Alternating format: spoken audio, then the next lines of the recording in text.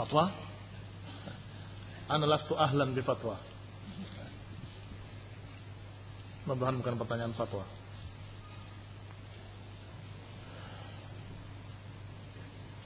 Ini pertanyaan banyak orang. Bagaimana hukumnya jika anak-anak balita lewat di depan kita? Apakah termasuk kategori memutus sutrah? Lalu bagaimana jika anak tersebut anak kita sendiri yang mondar-mandir di depan kita saat salat? Apa yang harus kita lakukan? Diupayakan supaya dia tidak lewat. Karena jangankan anak kecil, kambing saja Rasulullah SAW hindari. Tetapi karena kambing itu ghairu aqil, maka beliau maju ke depan supaya kambing itu lewat dari belakangnya.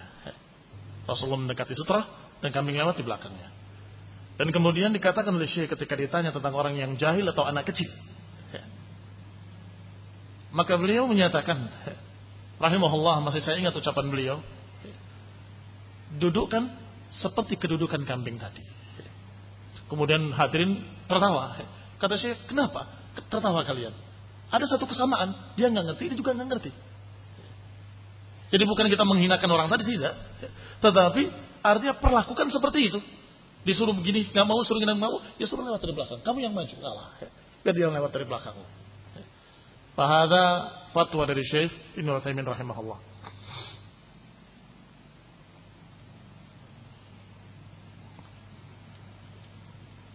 Ustaz, bolehkah menaruh anak-anak yang belum tamyiz di tengah-tengah shaf atau di shaf pertama? Wallahu ta'ala alam. Sepertinya beberapa pendapat Syekh Ibnu Utsaimin membolehkan. Yang jelas anak itu sudah bisa diatur dan tidak akan mengganggu sholat. Artinya menurut beliau tidak memutus shaf. Wallahu ta'ala a'lam.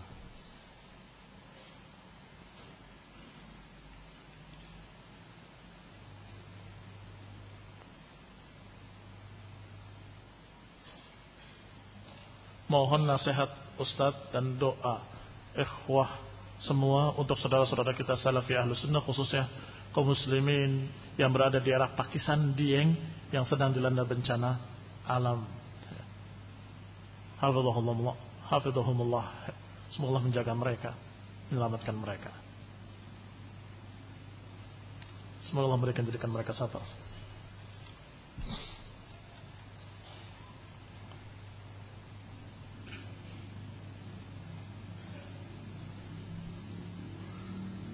Bolehkah bertawun kepada ikhwah dalam melanggar peraturan pemerintah muslim meskipun peraturan tersebut bersifat mubah? Apakah kita tetap harus taat kepada peraturan pemerintah tersebut? Naam. Selama itu perkara yang tidak dilarang dalam agama, maka kita taati penguasa. Barakallahu fikum. Dan jangan membantu dalam menentang penguasa. Wallahu ta'ala alam.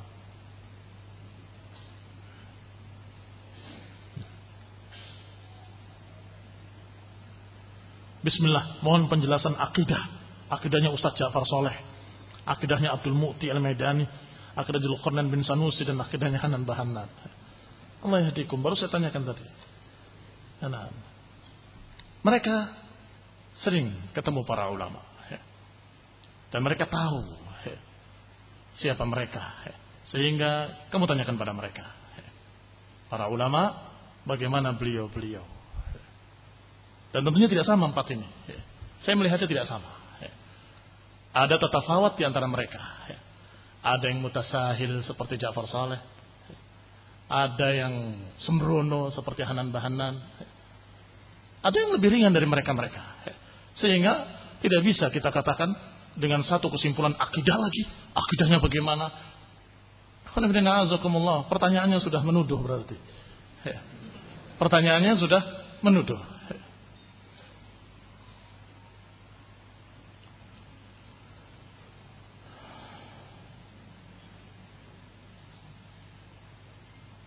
Apa hukum seorang yang tidur baik sengaja ataupun tidak disengaja ketika khutbah Jumat? Apakah mengurangi pahala salat Jumat atau tidak? Kalau tidak sengaja, sudah mengurangi, tetapi dimaklumi, dalam artian tidak dosa, tetapi mengurangi nilainya. Lalu bagaimana kalau sengaja? Wallahu ta'ala alam. Mungkin yang sengaja itu yang ketika khutbahnya ahlul bid'ah barangkali.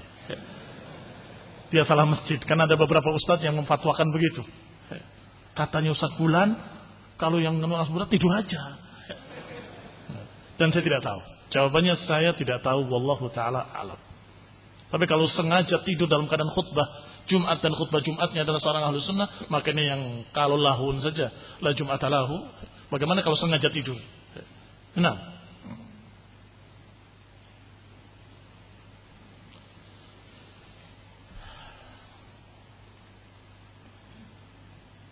Banyak pertanyaan yang sama.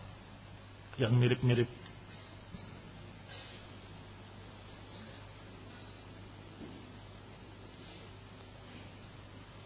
Sudah pakai kacamata masih belum jelas.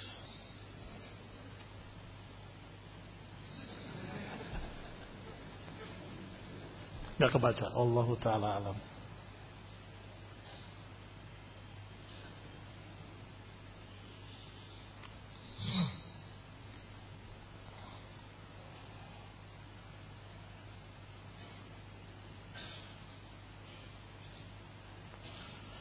Saya baru mengenal Salafi di saat saya ikut taklim ini dan itu terdengar jangan ikut taklim itu dia sururi, jangan taklim ini dia hizbi, jangan taklim itu dia bid'ah dan lain-lain. Bagaimana saya harus belajar Salafi yang benar? Saya harus ikut yang mana dari 73 golongan itu? Salafi enggak 73 golongan. 6. Ikuti yang mengikuti para ulama.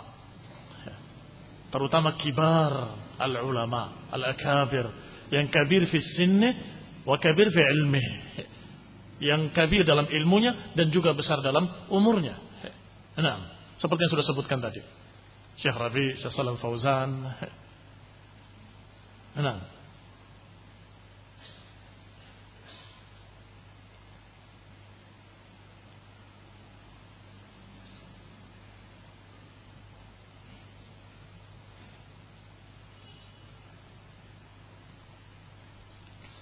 Ada syubhat bahwasanya daurah itu atau daurah kita hanya membahas manhaj saja.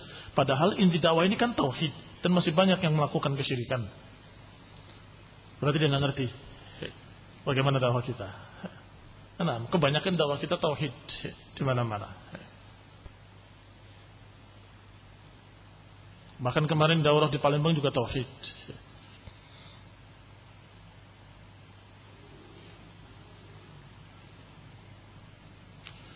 Orang beranggapan bahwa prinsip barang siapa yang menyelisihi salah satu prinsip dari prinsip-prinsip ahlu sunnah, maka dia keluar dari ahlu sunnah. Adalah prinsip Hadadi serta membela Arifin Badri dan Yahya Al-Hajri. Mau Ustaz luruskan. Disebutkan memang oleh para ulama, siapa yang menyimpang dari satu prinsip loh ini, dari prinsip-prinsip ahlu sunnah, maka dia sudah keluar dari ahlu sunnah. Nah, yang namanya menyimpang dari prinsip artinya dia menentang prinsip tersebut. Bagaimana menurut kalian? Kalau Allah menyatakan haram terus ada orang yang menyatakan menurut saya halal, mau apa? Kira-kira baru satu kesalahan ini apakah dia sudah keluar dari Islam atau belum? Hah? Fatwa ulama belum ada yang menyatakan kalau itu kafir? Ada. Termasuk pembatal Islam adalah juhud. Juhud itu menentang. Dikatakan oleh Allah haram, dia menyatakan walaupun Allah menyatakan halal, walaupun Allah menyatakan haram, tapi menurut saya boleh. Mau apa? Ya kufur dia, juhud dia. Hanya saja karena mereka itu bukan menentang seperti itu, maka tidak kafir. Karena menentangnya dengan tetapi menurut saya kalau begini berarti boleh. Kalau begitu ya haram. Nah, apa ini kira-kira? Ahlul hawa. Nah, barakallahu fikum. Kalau mau dalil atau mau ucapan ulama, ada ucapan Syekh Abu Uthman As-Sabuni dalam kitabnya Aqidatus Salaf wa Ashabul Hadits. Beliau mengucapkan dengan tegas menukil ucapan Imam Hakim dan juga menukil ucapan Ibn Khuzaimah.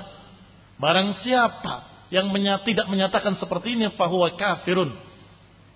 Masalah satu, masalah tentang Quran saja. Dikatakan kafir, mubtadi'. Satu perkara.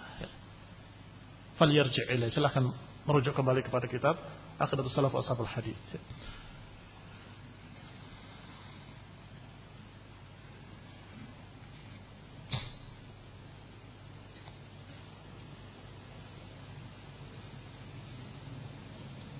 jamak qasar bagi musafir. Apakah tatkala ia masih dalam perjalanan saja, tatkala sudah sampai di tujuan hanya menjamak saja, atau tetap jamak qasar? Musafir itu ada dua keadaan. Ini di antara istilahnya beliau seperti Al-Maqdisi, memiliki istilah musafir nazil dan musafir ala jaddi sayr.